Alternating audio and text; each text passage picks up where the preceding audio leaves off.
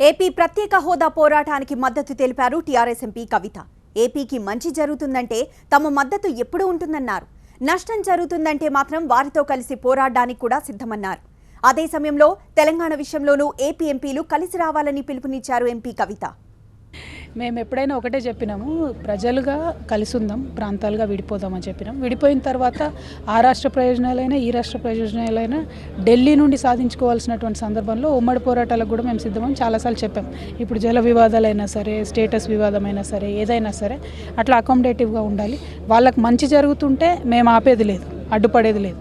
కానీ వాళ్ళకి ఏదైనా నష్టం జరుగుతుంది అనుకుంటే సర్టన్లీ మా సపోర్ట్ ఉంటుంది.